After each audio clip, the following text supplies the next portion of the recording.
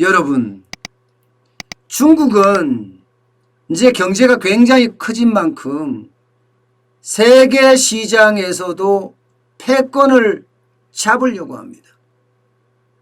그만큼 중국 정부의 노력이 엄청난 거예요.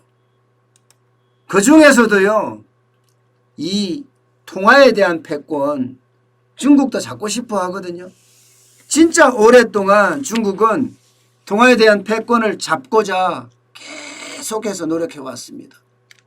그렇지만 전 세계가 견제하니까 달러가 견제하고 유로가 견제하고 파운드가 견제하고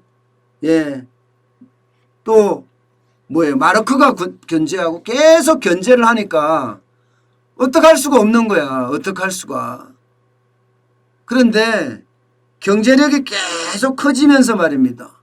이게 상황이 달라졌어요. 중국이 세계의 공장이라고 이야기했던 것처럼 중국은요, 모든 제품을 중국에 생산해서 전 세계에도 내다 팔았습니다. 그런데 바로 이때 중국은요, 무역결제의 수단으로 위안화를 사용했어요. 위안화를. 그러면서 위안화가 점점 늘어나게 돼.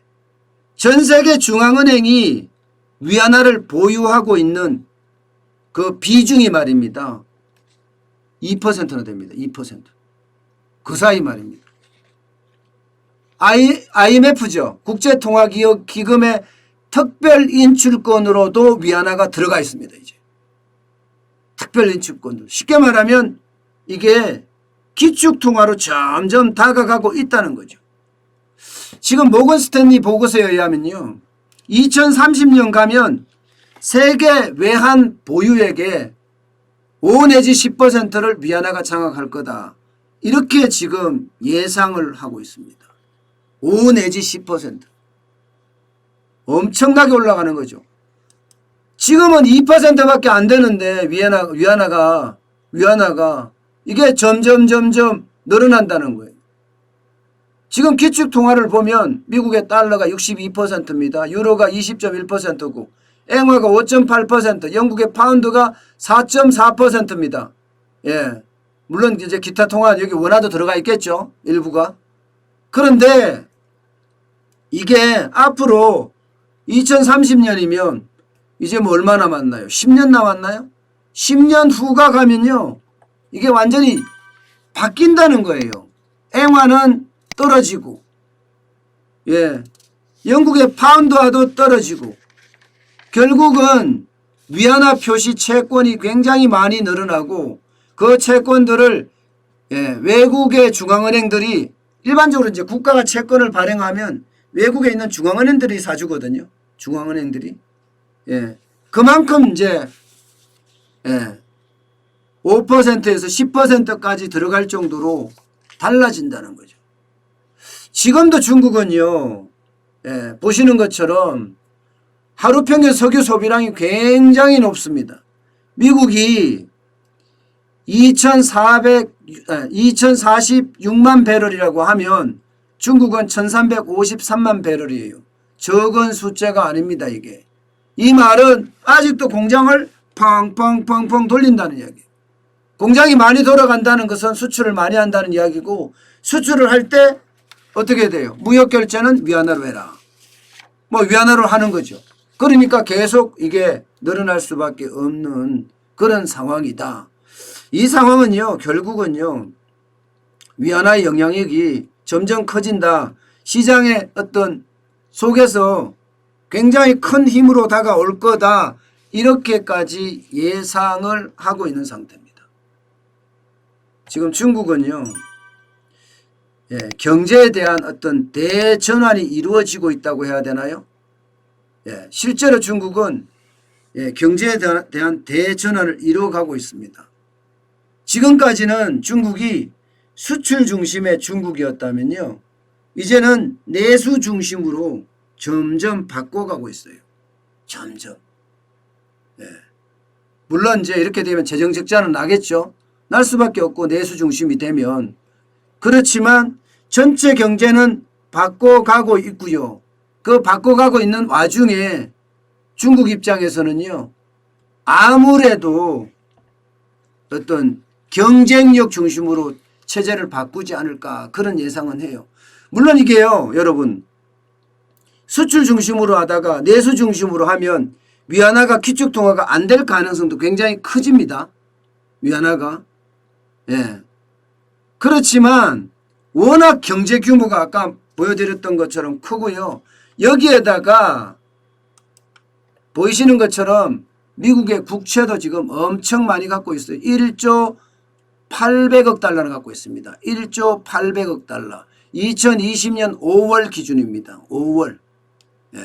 진짜 많이 갖고 있을 때는 1조 2938억 원. 2013년 9월이에요. 그래도 하여튼 1조 때는 계속 지키고 있거든요. 1조 때는.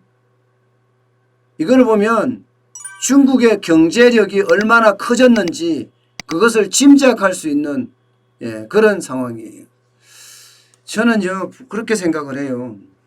결국 중국몽이라는 게 뭐예요? 세계 시장을 제패하고 미국을 이기는 게 중국몽 아닌가 싶거든요. 지금까지 시진핑이 들어와서 중국몽을 실현하고자 아주 엄청나게 움직이고 있으니까 말입니다. 그래서 어떻게 많은 부분을 바꿀 수도 있겠지만 분명한 것은 위안화가 뭐 특별한 이변이 없는 한 기축통화로 점점 바뀔 거다.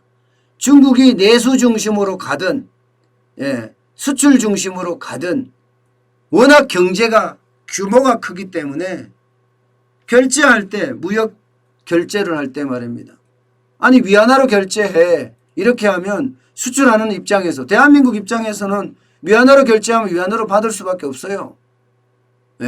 그 정도로 우리는 중국의 수출 의존도가 크거든요. 25.1%나 되니까 말입니다. 25.1%나. 그래서 저는 그렇게 생각을 해요.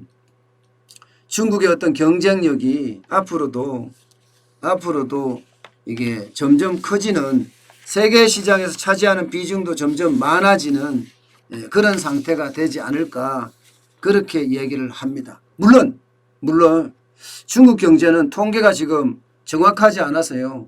이게 어디로 갈지 모른다는 이야기도 많이 합니다. 실제로도요. 중국이 지금 기업들의 적자가 엄청나다는 거예요. 특히 중국은 국가기업, 국영기업들이 많잖아요.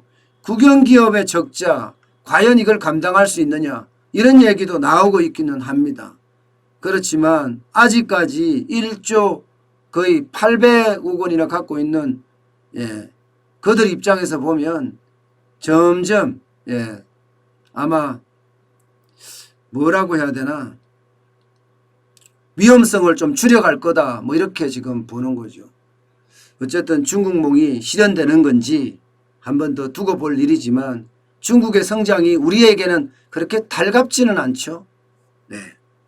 뭐 여러분들하고 같이 이야기하다가 보면 중국 공산당에 대한 이야기와 북한 조선노동당에 대한 이야기 뭐 이런 이야기들을 우리나라하고 연계시켜서 이야기하시는 분들이 참 많더라고요.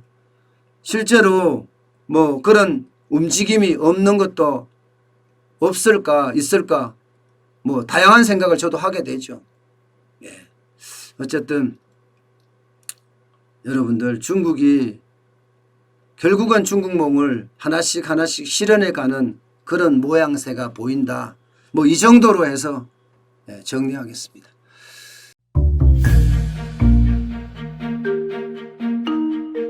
세종대왕과 샤넬 넘버5 벤츠 자동차의 최고급 기종인 마이바흐의 공통점을 아시나요? 바로 침향입니다. 침향이란 동남아시아에서 자생하는 침향나무가 상처를 입었을 때 스스로를 보호하기 위해서 분비시키는 침향나무의 진액입니다. 진침향은 태국산 침향과 러시아산 녹용, 그리고 국산 홍삼, 백봉령, 또 산수유, 당귀, 숙지향, 꿀로 이루어진 침향환으로 만성 피로나 또 스트레스, 기력이 저하된 직장인분들, 또 수험생들, 연세 드신 어르신분들이 드시면 좋은 환입니다. 진침향 여러분들께 자신 있게 권해드립니다.